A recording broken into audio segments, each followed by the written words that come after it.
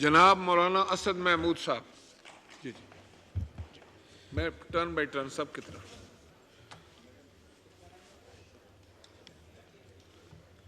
نحمده ونصلي على رسوله الكريم اما بعد فاعوذ بالله من الشيطان الرجيم بسم الله الرحمن الرحيم انا نحن نزلنا الذكر وان له لحافظون صدق اللہ العظیم. شکریہ جناب اسپیکر. سب سے پہلے تو میں سویڈن میں ہونے والے واقعے پر آج پاکستان کے پارلیمنٹ کا اجلاس بلانا اور اس واقعے کو اس کے ایجنڈے پر رکھنا، جس روز یہ واقعہ دنیا کے کونے کونے تک اس کی خبر گئی، امت مسلمہ کا، مسلمانوں کا رد عمل اس پر آیا، مسلم حکمرانوں کا رد عمل اس پر آیا، پاکستان کا رد عمل، اسلامی جمہوریہ پاکستان کے وزیر اعظم میاں شہباز شریف صاحب نے تمام سیاسی زعماء نے، مذہبی زعماء نے اس واقعے کی شدید الفاظ میں مذمت کی، اس کو نفرت انگیز، شرانگیز واقعہ قرار دیا. OIC کے حوالے سے مطالبہ کیا گیا کہ اس فورم پر اس کو اٹھایا جائے اور اس قسم کے واقعات جو ماضی میں بھی ہوتے رہے ہیں اس فورم پر ایک فیصلہ کیا جائے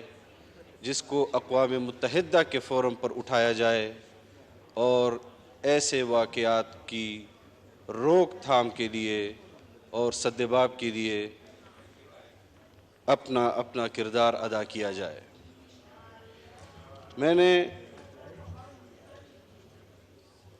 کابینہ میں جناب وزیر اعظم صاحب کی طرف سے مملکت خداداد پاکستان کے اس موقف کو سنا، اس پر پوری کابینہ کی تائید ان کو حاصل تھی اور اس واقعے کو آج اس اجلاس کی صورت میں پوری قوم کا موقف، قوم کے نمائندوں کا موقف یہاں پر آپ کے سامنے رکھا جا رہا ہے. ایک طرف یہ واقعہ رونما ہوتا ہے، دوسری طرف سویڈن کی حکومت اس کو انفرادی فعل قرار دیتی ہے. جناب اسپیکر، اس کو مسترد کرتی ہے. لیکن اگر آپ اس واقعے کے جزیات میں جائیں گے تو عید کے روز ہونے والا یہ واقعہ، جس واقعے کی اجازت وہاں کی مقامی عدالت نے اس فرد کو دی اور سویڈن کی پولیس کی نگرانی میں یا سیکیورٹی کہہ دیں، قرآن کریم کو اس ملعون شخص نے نظر آتش کیا. سویڈن کی طرف سے سرکاری مذمت جو آئی اس میں انہوں نے صرف اتنا کہا کہ ہم اس واقعے کو مسترد کرتے ہیں، مذمت کرتے ہیں اور اس حق کو بھی جائز سمجھتے ہیں جو اس نے کیا ہے. کیا یہ حقائق سامنے آ جانے کے بعد بھی ہم کوئی ایسا لاہ عمل اختیار کر سکیں گے جہاں پر ہم ایک طرف مغرب کی ان پالیسیوں کا مسلسل نشانہ بن رہے ہیں، ہم مسلسل ہمارا ملک اس کی زد میں ہے کہ جہاں پر ہم اسلامی جمہوریہ پاکستان کے اس اسلامی تصور کو اجاگر کرنا ہمارے فرائض منصبی میں ہے، ہماری ریاست کے فرائض منصبی میں ہے، ہماری حکومتوں کے فرائض منصبی میں ہے۔ آج ہم پاکستان کے 75 سال تو منا رہے ہیں، لیکن کیا ہم نے اسلام کے حق میں آئین کے دیے ہوئے ان ہدایات اور احکامات کی روشنی میں اسلام کے حق میں وہ پروپیگنڈا کیا ہے جو اس ریاست کا اور اس ریاست کے آئین کا اسلام پر حق ہے، یا ہم نے اسلام کے خلاف پروپیگنڈا کیا ہے؟ جناب اسپیکر، میں حکومت کا حصہ ہوں، میں کابینہ کا حصہ ہوں، لیکن کچھ چیزیں ایسی ہیں کہ جس پر مجھے اپنی پارٹی کی طرف سے اور اپنی قوم کی طرف سے اٹھائے جانے والے سوالات کو اس پارلیمان کے اندر ضرور بیان کرنا ہے کہ مغرب پاکستان کے اندر اس اسلامی تصور کے خلاف ہے۔ ہم 75 سال ایک مرتبہ جب ہم اس ملک کو 2 قومی نظریے پر بننے والا ملک کہتے ہیں، نظریاتی طور پر اس ملک کو اسلامی بنیادوں پر کھڑا کرنے والا ملک کہتے ہیں، تو پھر 75 سال ہونے کے باوجود یہ بحث آج بھی کیوں جاری ہے کہ پاکستان ایک اسلامی ریاست ہے یا پاکستان ایک سیکولر سٹیٹ ہے؟ کیا قائد اعظم نے اس پاکستان کو اسلامی ریاست کے تصور سے نہیں بنایا تھا؟ کیا انہوں نے بر صغیر کے اندر 2 قومی نظریے کی بات نہیں کی تھی؟ آج اگر ہم سویڈن میں ہونے والے واقعے پر جو ایک ملعون شخص نے قرآن کریم کے بارے میں کیا، اور یہ تسلسل ہے ان واقعات کا جناب اسپیکر جو ماضی میں بھی ہوتے رہے، ماضی میں بھی ہم احتجاج کرتے رہے، ماضی میں بھی ہم ان کے سامنے مذمتیں کرتے رہے، لیکن اب ہمیں اس کو فیصلہ کن مرحلے کی طرف لے جانا ہوگا۔ ہمیں دنیا کے ہر فورم پر جو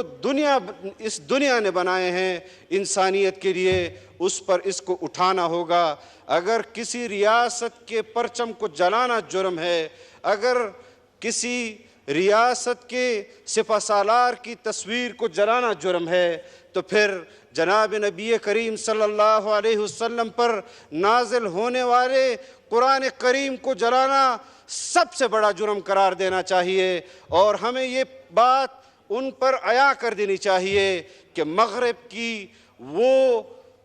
ترجیحات جو پاکستان میں اسلامی ریاست کے خلاف ہیں، اور میں اس کا آغاز جناب اسپیکر اس وقت سے جب جنرل سکندر مرزا مغرب کی پالیسیوں کی دوام کے لیے اور ان کی ترجیحات کے لیے کہ پاکستان ایک اسلامی سٹیٹ نہ رہے، اس وقت سے اس ملک کے اندر اسلام کے خلاف پروپیگنڈا ہوا، مسلمان کے خلاف پروپیگنڈا ہوا، لیکن اس ملک میں بسنے والے 22 کروڑ عوام جنہوں نے مذہبی لوگوں کو، جنہوں نے جمہوریت کے ذریعے اپنے ان پیشواؤں کو اس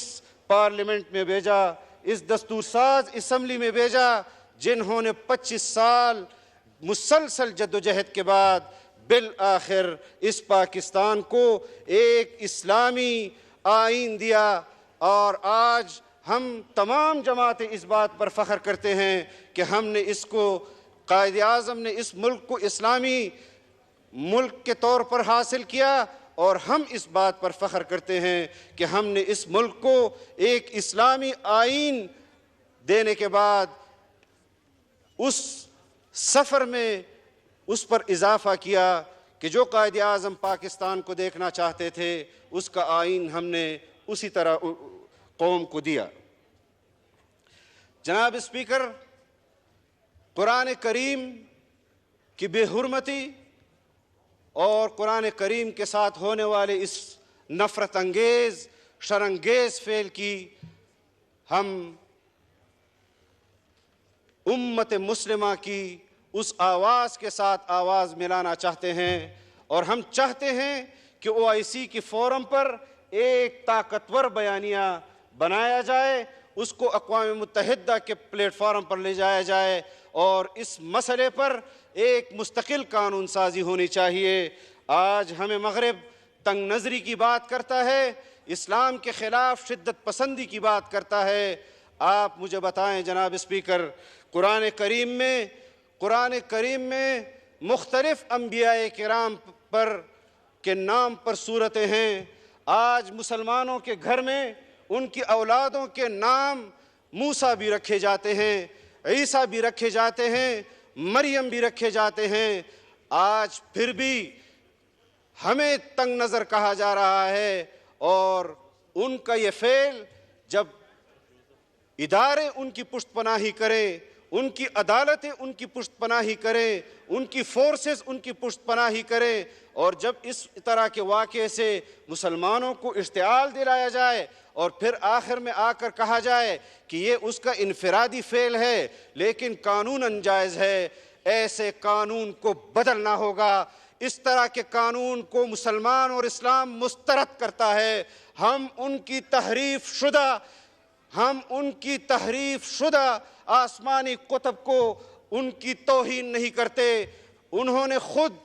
آسمانی کتابوں میں تحریفات کیے، انہوں نے اپنے مذہب کے اندر تحریفات کیے، انہوں نے اپنے پیغمبروں کی تصاویریں اور ان کے بت بنائے۔ ہمیں اس پر بھی اعتراض ہے، لیکن اس کے باوجود بھی مسلمان کسی مذہب کی توہین نہیں کرتا، لیکن وہ آزادی اظہار رائے کی بنیاد پر اور ہیٹ سپیچ کی بنیاد پر پاکستانیوں اور مسلمانوں کے اور امت مسلمہ کے خلاف چڑھ دوڑتے ہیں۔ کوئی کسی بات کو نہیں سنتا، اور